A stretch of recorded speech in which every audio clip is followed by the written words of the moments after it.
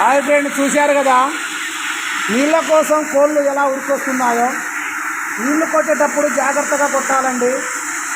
నేరుగా కోళ్ళ మీద నీళ్లు కొట్టకూడదు. ఇలా పైకెత్తి నీళ్లు కొడితే కోళ్ళు బాగా పడుస్తాయి. కోళ్ళకి జలుబు కూడా తొందరగా రాదండి. నేరుగా కోళ్ళ మీద నీళ్లు కొట్టడం వల్ల కోడికి తొందరగా జలుబు వస్తుంది. అది మాత్రం గమనించగలరు.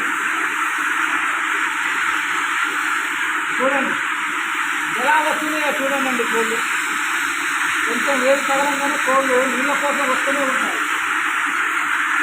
అదేదో మనం గంట సేపు ఇంట్లో పోయి కూర్చున్నాం అనుకో, ఎండాకాలం కోళ్ళు చనిపోవడం జరుగుతుంది.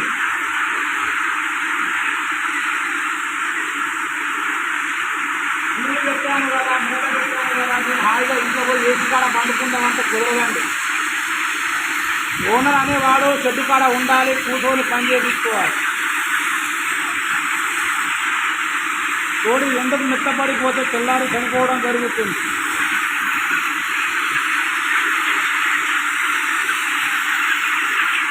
చూశారు కదా, ఈ వీడియోలో నీళ్లు కొట్టడం వల్ల కోళ్ళు మన కాళ్ళ కాడికి ఎలా వస్తున్నాయో చూడండి.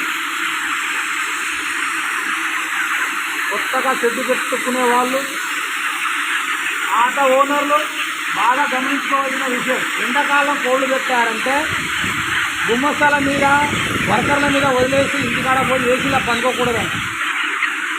బాయ్ ఉంటా.